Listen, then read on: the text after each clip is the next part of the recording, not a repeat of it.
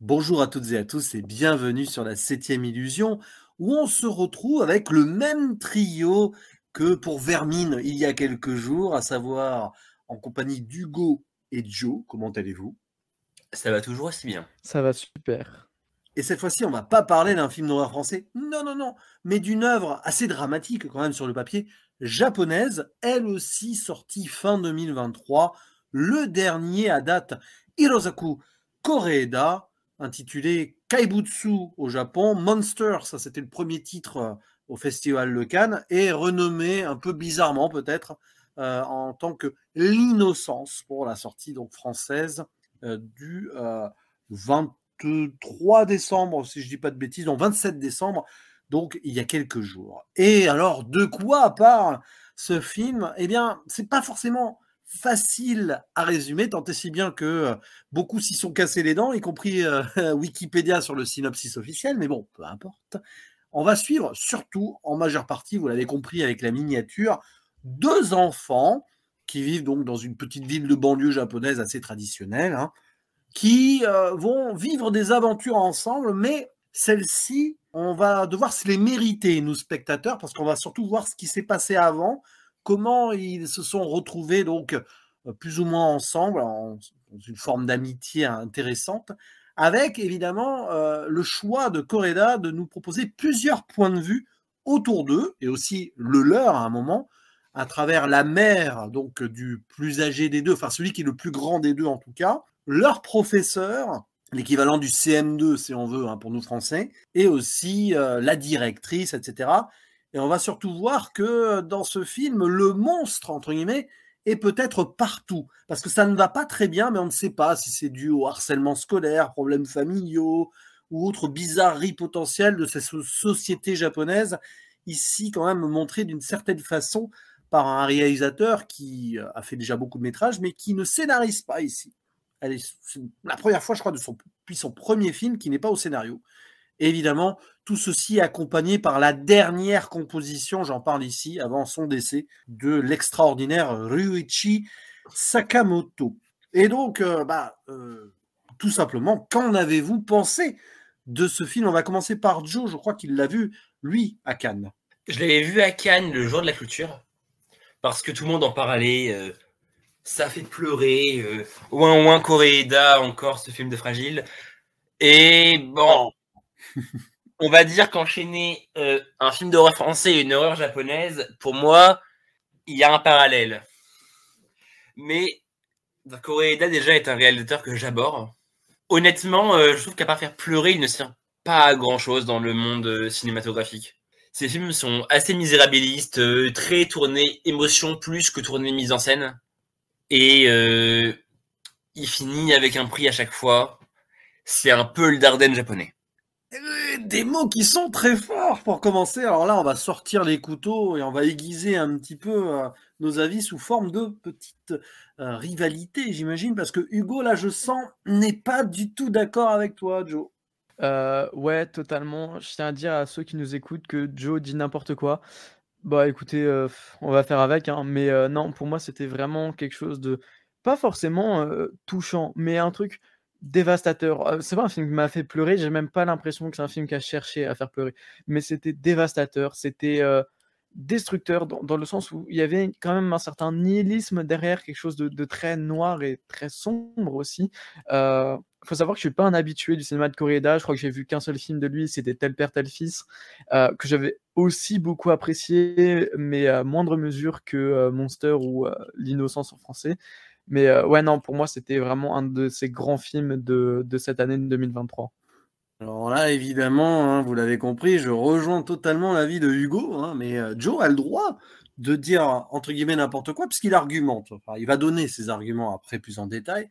Il est vrai d'ailleurs que c'est amusant de le constater que pas mal de fans de la première heure de Correda sont restés un peu hackés sur ce film. Donc ça, voilà. Mais bon, Joe n'aime pas Correda à la base.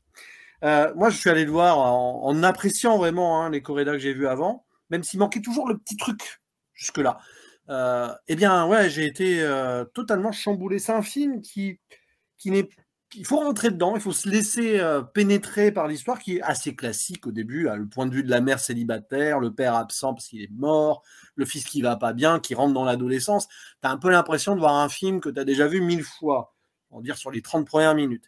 Mais tu sens très vite qu'il va y avoir quelque chose d'autre, que ça gratte un drame derrière qui est presque indicible pendant une grande partie du film, et on va douter quand on va passer du point de vue donc de ce professeur qui est accusé d'avoir violenté le gamin, tout ça, hein, c'est pas du spoil, ça, c'est des petits détails, on l'apprend très vite, et on va commencer à avoir l'ombre d'un doute sur qui dit quoi, la vérité, tout ça. Et on est presque dans une forme de film à la Hitchcock aussi, d'une certaine manière, où évidemment vous avez pensé à Rashomon de Kurosawa, où est le mensonge, où est la vérité, ça dépend de la perception et des points de vue, aussi bien tout le monde dit sa propre vérité, mais selon comment on la ressent, c'est compliqué. Il ne faut pas oublier qu'il y a quand même des enfants qui doivent avoir 11-12 ans et des adultes à côté qui, en plus, vont pas très bien dans leur vie, notamment la directrice, qui elle aussi a vécu un deuil, tout ça. Et en fait, tu te rends compte que Koreda, il utilise ce scénario qui n'est pas le sien, qui a reçu un prix d'ailleurs, hein, au passage, pour en faire vraiment l'anatomie, pas l'anatomie d'une chute, hein, c'était une blague récurrente de 2023 grâce à ce film justement qui a été primé à Cannes, mais l'anatomie de ces sociétés japonaises qui va pas bien. Et moi c'est ça qui m'a bouleversé, c'est que on voit dans ce petit microcosme donc d'une petite ville et tout, tous les dysfonctionnements entre modernité, entre relations humaines compliquées et les traditions qui sont là aussi, parce qu'il y a la religion en filigrane, il y a la connexion à la nature à un moment. Et on voit bien que Koreda, il a voulu montrer ça. Il a voulu montrer que dans une société japonaise de nos jours, c'est pas nouveau, hein, vous allez me dire, eh bien, il y a toujours plusieurs choses qui doivent coexister et c'est pas facile. Et aussi le harcèlement à l'école, ça c'est quelque chose qui est très très japonais aussi, on le voit dans pas mal de films d'animation notamment. C'est assez bouleversant. Ça ne réinvente absolument rien, mais c'est tellement axé sur les personnages et on est avec eux en crescendo qu'à un moment, moi j'ai craqué. Alors j'ai pas pleuré non plus, mais j'avais les larmes qui restaient bloquées en haut et j'avais du mal à un moment, j'étais pas bien dans le film. Voilà, mais pas bien, tout en appréciant beaucoup de films, j'étais pas bien pour ces personnages. Mais pour tous les personnages, hein, à un moment, tu vas douter d'eux et à un moment, tu vas quand même te dire « Ah, les pauvres ». Et moi, je trouve que c'est la force du film, c'est que, évidemment, il faut passer peut-être les premières 30, 45 minutes, peut-être pour être vraiment dedans. Au-delà de la première heure, on voit un petit peu les tenants et les aboutissants, et je trouve ça assez bouleversant, déchirant sur pas mal de points. Mais Joe, explique-nous un peu plus pourquoi vraiment, selon toi, ce film n'est pas extraordinaire. Je pense que c'est pas le pire que tu aies vu du réalisateur, par contre. Non. Effectivement, pour moi, le pire que j'ai vu du réalisateur serait Une affaire de famille, qui a été palmé d'or, mais c'est une autre question, ça. On peut te jeter des tomates aussi pour ça, parce que ça reste un bon film, Un air de famille. Mais vas-y, poursuis ton argumentation. Et Monster serait... Parce que je comprends pas le titre français d'Innocence, quand littéralement le titre japonais du film est Kaibutsu, qui signifie monstre. Et déjà, pour moi, le moins pire de Koreeda que j'ai vu. Il y a une forme de narration qui est la première fois que je vois Koreeda vouloir faire du cinéma.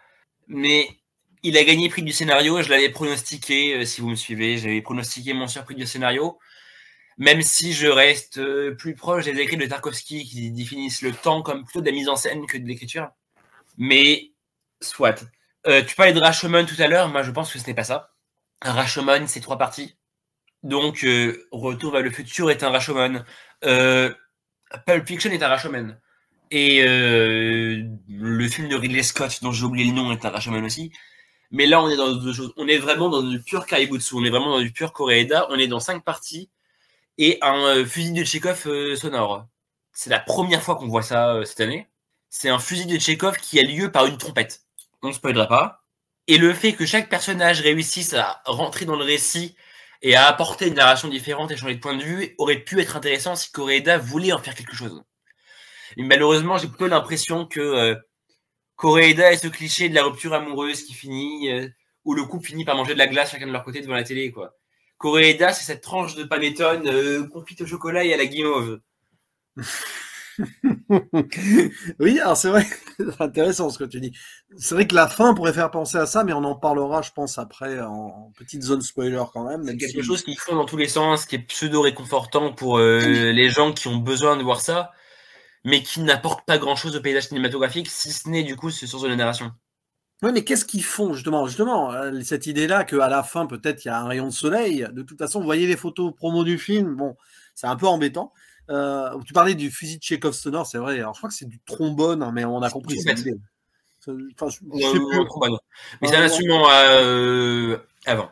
Oui, c'est vrai qu'à un moment, il y a une scène, alors, on n'en dit pas plus, on entend ça, on ne comprend pas pourquoi, puis à un moment, il y a une vraie révélation là-dessus, sur cette idée de justement insuffler quelque chose, hein, c'est ça, le souffle de la vie peut-être aussi. Bon, l'allégorie est peut-être directe ou non, mais comme tu le dis, ça fond. Non, pour moi, c'est cette société qui fond, hein, aussi. Mais Hugo, je ne sais pas si tu as senti ça, toi. C'est un peu compliqué parce que la société japonaise, nous, par défaut, à moins d'aller au Japon, on ne la connaît qu'à travers la fiction, à travers des cinéastes comme Ozu, évidemment les deux Kurosawa, hein, aussi, bien sûr, Kiyoshi et Akira, et Koreeda. Mais on le sent quand même qu'il a voulu, je ne vais pas dire dénoncer, je ne pense pas que le film veuille vraiment dénoncer, mais mettre le doigt sur une certaine souffrance de cette société. Je ne sais pas si tu as ressenti ça, Hugo, aussi. Oui, et comme tu l'as dit, c'est quelque chose de très, très culturel. La société japonaise est à milieu de la nôtre.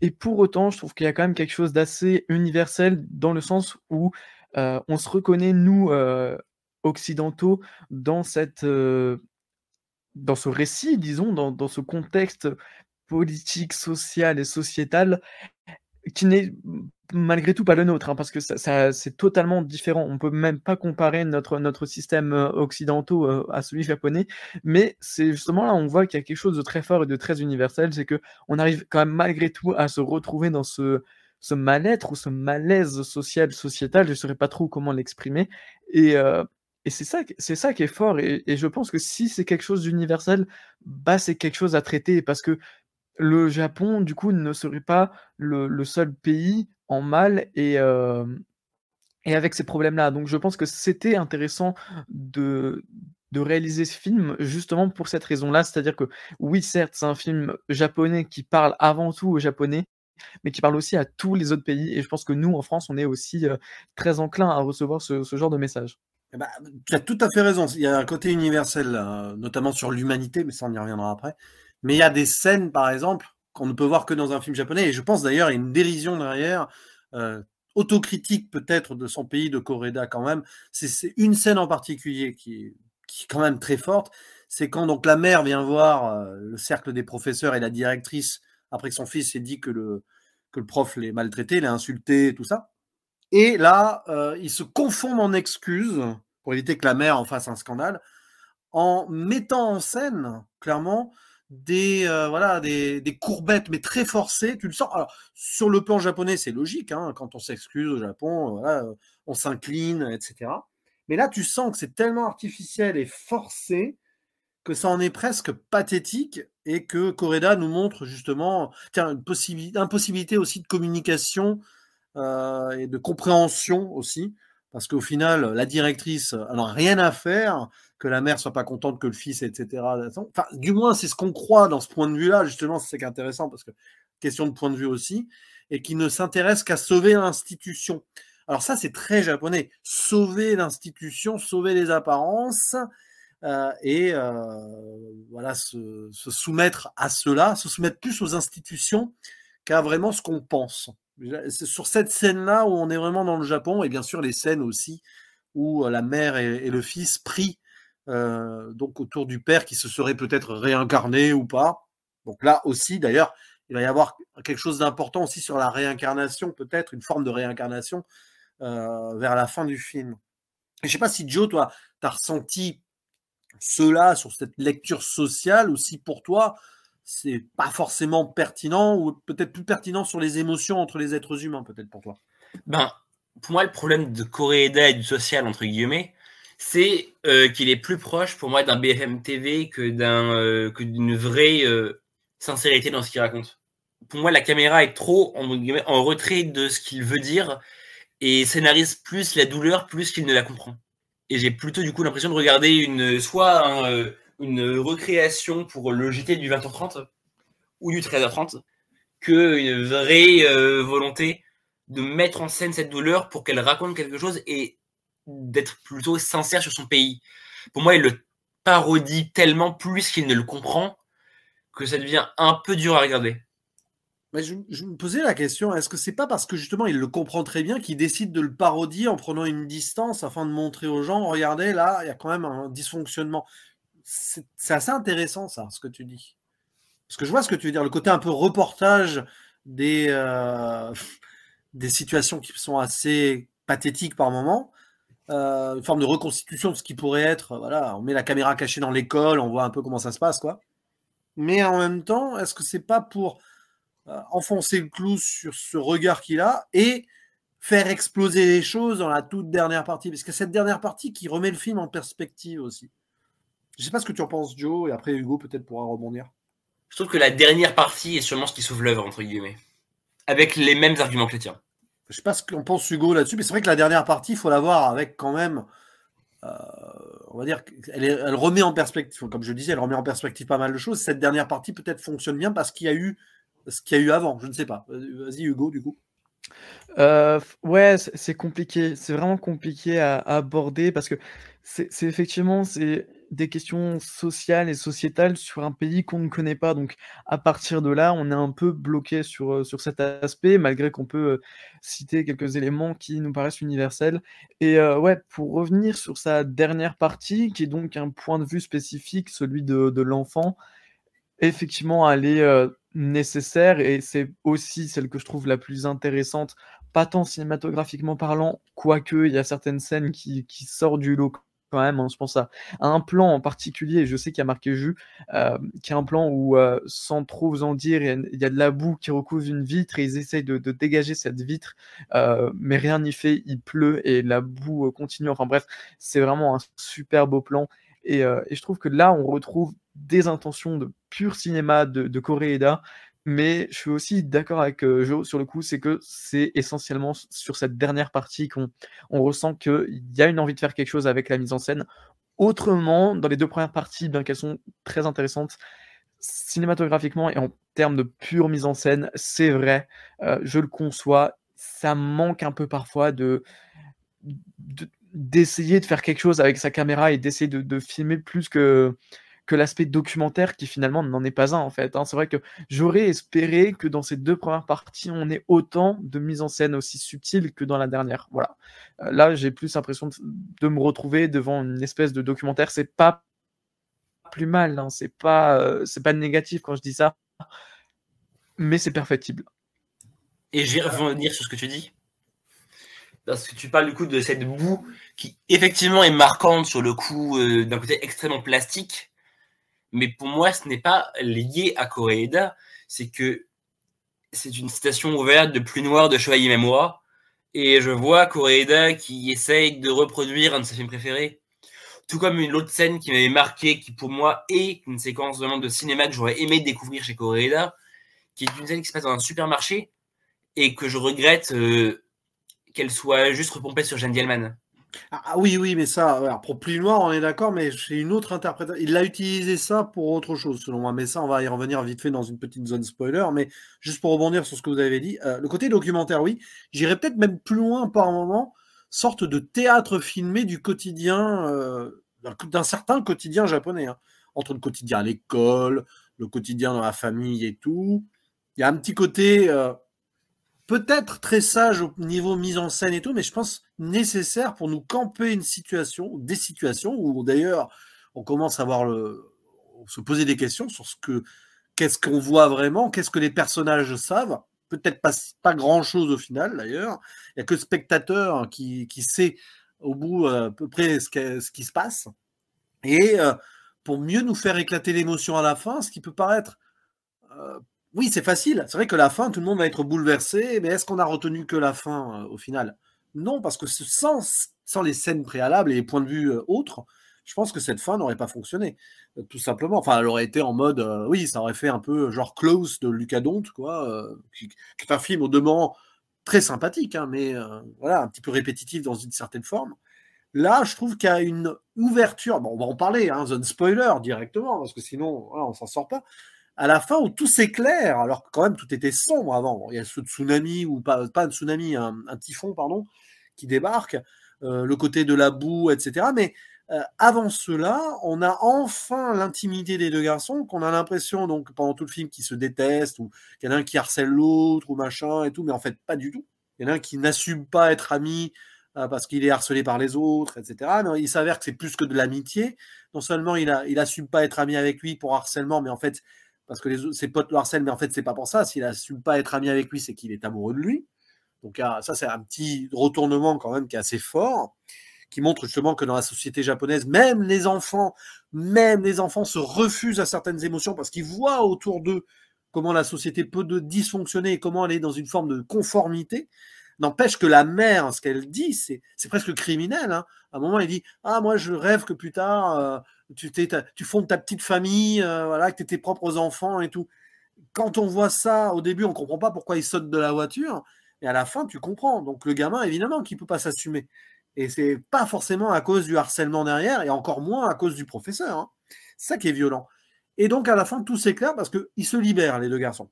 Enfin, alors ça n'a pas été facile, enfin, ils peuvent vivre une forme d'amitié, parce qu'au final, on ne saura jamais si l'autre pourrait accepter l'amour. Peu importe, au final. Ils sont ensemble, ils sont contents d'être ensemble. Et il y a cette scène-là de pluie noire qui fait écho à une rediscussion existentielle de deux enfants qui se posent des questions sur la vie et la mort, quand même, et qui imaginent la fin des temps, la fin de l'univers. Et tu as l'impression à la fin que cette pluie noire, cette boue-là, c'est plus la matière noire de l'univers, qui est difficilement pénétrable. Voilà, dès qu'on essaye d'y mettre de la lumière pour y voir à travers, en fait, on n'y arrive pas, mais c'est eux, ensemble, par leur lien, qui, à la fin, vont réussir à passer outre et renaître. Il y a une forme de résurrection, hein, quelque part, et de... j'ai plus le mot en tête, mais bref, de réincarnation, voilà, comme on discutait au début avec le père et tout. Les deux se réincarnent en ce qu'ils sont vraiment, à la fin. Donc, en fait, tu vois que le film il a été construit avec des petits trucs à droite, à gauche, sur la société japonaise, la discussion entre la mère et le fils sur l'avenir parfait d'avoir une famille, sur le père qui pourrait se réincarner. Tout ça, ça paraît anodin comme ça, mais à la fin, tout fait sens, et c'est ça qui fait la force du final pour moi. Donc c'est un film qui peut être frustrant pendant ces 2 tiers, mais arrivé au bout, tu te dis, la vache quand même. Je sais pas ce que vous en pensez hein, sur ce point-là. Donc on est en zone spoiler, on pouvait aller à fond. Bah, moi, cette fin, elle m'a un peu perturbé dans le sens où effectivement, il y avait ce truc très sombre, très nihiliste dans la mise en scène, avec ce fameux plan de la boue, mais aussi tout le côté, éboulement, pluie intense, et cetera, et tout l'inverse à la toute fin avec ce truc un peu coloré, lumineux, ensoleillé et tout, et en fait, je m'étais demandé carrément si les 2 garçons, étaient pas morts pendant la tragédie, et en fait, je sais pas, je me dis que c'est une piste intéressante parce que j'ai toujours pas trouvé la réponse à cette question, mine de rien. Mais, mais je me dis que dans les 2 cas, ça changerait pas grand-chose qu'ils soient morts ou quoi, parce qu'ils sont libérés, et il y a toute cette interrogation, hein, qui persiste pendant le film sur qu'est-ce qui se passe après la mort, et cetera.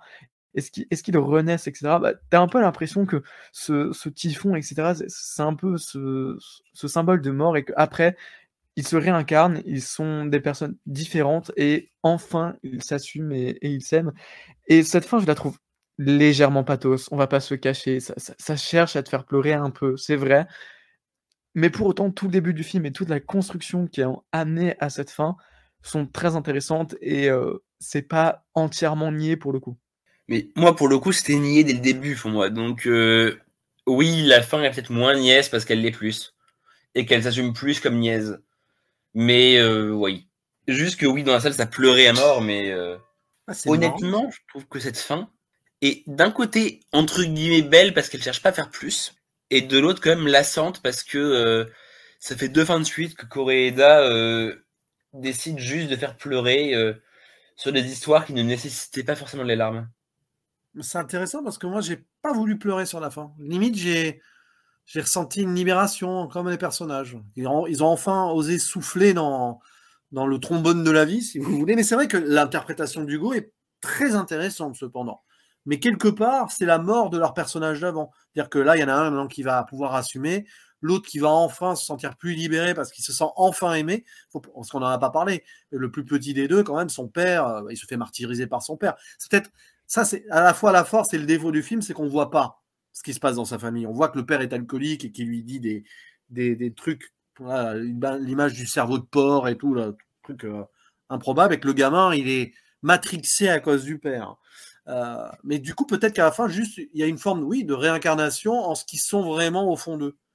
Donc, oui, quelque part, il y a une forme de mort avant. Hein. La mort de l'innocence. D'où le titre à la rigueur français, peut-être, la mort de l'innocence. Mais aussi, ils assument, et du coup, tous les monstres qu'il peut y avoir autour d'eux, au final, ils les ont vaincus. Donc, d'ailleurs, tu parlais du titre Monster tout à l'heure, Joe. C'est très, très étrange qu'en effet ce soit pas monstre. Évidemment, c'est pas resté Monster parce qu'ils n'ont pas voulu confondre avec le manga. Hein. Voilà, tout simplement. Mais vas-y, Hugo, du coup, si tu veux rebondir avant la conclusion. Ouais, non, moi je voulais rebondir sur le titre français, l'innocence. Limite, je le trouve plus pertinent que l'appeler Monster, parce que Monster, ça me paraît très abstrait et tout. L'innocence, pas forcément, parce que t'as quand même le côté l'innocence de l'enfance, l'innocence de ce professeur qui est littéralement innocent, alors qu'on l'accuse de différentes choses. C'est un titre abstrait, mais beaucoup moins que Monster, je trouve. Donc c'est pertinent et ça me pose pas de problème. Ouais, c'est vrai que là-dessus, non, mais finalement, c'est pas si mal que ça comme titre français. Et puis un dernier mot avant la conclusion, bah, la musique. Voilà. Alors elle est discrète, hein. Elle est discrète, mais il y a quand même un thème musical à la fin. Je sais pas quand même comment vous l'avez senti. Alors évidemment, c'est là où on rentre peut-être dans le pathos, d'une certaine façon. Mais qu'est-ce que vous avez pensé de cette dernière composition d'un maître, hein, parce que Sakamoto, il a fait beaucoup de BO, pour beaucoup de films. Mais il a aussi fait des albums à côté. C'est quelqu'un qui a eu une carrière immense et qui est décédé. Vraiment, en composant les dernières notes de la BO, je crois qu'il était en train vraiment de partir. Alors, je ne sais pas si vous avez un mot à dire rapide sur la musique. Joe, peut-être. Ça s'entend pas, mais je viens de bailler. Franchement, je trouve que c'est une musique extrêmement générique pour ce qu'avait produit Sakamoto avant. C'est quasiment soit dans une volonté de partir sans grande fulgurance et de rester fidèle à son œuvre, mais j'aurais préféré des notes beaucoup plus insistées par rapport à ce qu'on voyait à l'écran. Et toi, Hugo? Moi, alors, je vous avoue que je n'ai pas retenu grand-chose des BO de Sakamoto, peut-être celle de The Revenant, et encore, c'était pas non plus la plus parlante, on va dire. C'est toujours des BO qui sont assez discrètes. Hein. Il a aussi signé celle de After Yang, de Snake Eyes. Alors, c'est discret à différents niveaux, je vous l'accorde, mais voilà, c'est pas un compositeur avec lequel j'ai eu beaucoup d'attaches, et de fait, j'ai ressenti qu'on savait que c'était la dernière composition de ce compositeur, et donc ouais, j'ai ressenti grandement ce côté pathos, justement, on met bien la musique en avant à la fin pour montrer que voilà, c'est une BO. Alors je sais pas si elle est posthume ou crépusculaire, mais bref, l'idée est là, et c'est de ce point de vue musical, justement, que je trouve le film absolument pathos à mort, vraiment. Pour le coup, j'aurais eu une attache avec le compositeur, ça m'aurait pas posé de problème, j'aurais peut-être pas remarqué, mais étant donné que déjà je situe pas tellement son travail que ça, et que c'est pas des BO qui m'ont plus marqué que ça, bah, on sent qu'ils ont fait, mais il y a certains moments où tu sens, en plus ça arrive sur des scènes qui sont déjà très pathos en soi, donc ouais, on sent qu'ils ont tout fait pour tirer des larmes, quoi. Il faut dire qu'il y a un thème donc, qui s'appelle Aqua à la fin, qui date des années 90. Je ne sais pas si Sakamoto lui-même a voulu l'incorporer dans la BO, mais il dénote par rapport au très discret moment de piano au préalable. C'est vrai que le thème Aqua, à un moment qui est magnifique. Hein. Peut-être, voilà, mais je ne sais pas. Après, bon, bah, Sakamoto, de toute façon, il a tout donné, là, visiblement, sur certaines notes ici. Mais bah, pour conclure, bon, vous l'avez compris, on est plutôt à 2 tiers positifs sur le film. Je pense que si on fait le résumé, c'est Joe qui aime le moins, Hugo qui aime bien, mais bon, il aime beaucoup quand même, et moi qui aime beaucoup, beaucoup ce film. Mais si vous pouvez le voir au cinéma, je sais qu'il est encore en salle peut-être dans certains films, ouais, cinéma d'art et essai hein, surtout. N'hésitez pas à donner sa chance à l'innocence de Koreda. Vous voyez aussi Tel père, tel fils, Un air de famille. Il y a eu Les Bonnes Étoiles aussi, qui était son précédent, mais peut-être pas son meilleur. Voilà. Vous voyez Koreda, ou pas, parce que Joe va dire non. Mais si faites-vous votre propre avis de toute façon, hein, c'est ça le plus important quand on va voir des films. Pourquoi être aussi prévisible? Ah, mais voilà. Mais bon, on ne peut pas tout apprécier de toute façon, hein, sinon nous ne serions pas humains. Peut-être qu'au final, nous sommes tous des monstres, un petit peu à l'image de ce film, où il y a beaucoup de monstres, mais qui ne sont peut-être pas vraiment des monstres. Au final, d'ailleurs, dans le film, quand on y pense, il n'y a vraiment qu'un seul personnage monstrueux, c'est le père du petit garçon, du plus petit. Sinon, les autres, finalement, ils ne sont pas si monstrueux que ça. Comme quoi, il faut se méfier des apparences. En tout cas, c'était un plaisir d'en parler ensemble de ce film. N'hésitez pas à réagir dessus en commentaire, bien évidemment. On vous lira avec grand plaisir. Et on vous dit à très bientôt pour de nouvelles aventures sur la 7e illusion. Ciao, ciao. Salut. Salut.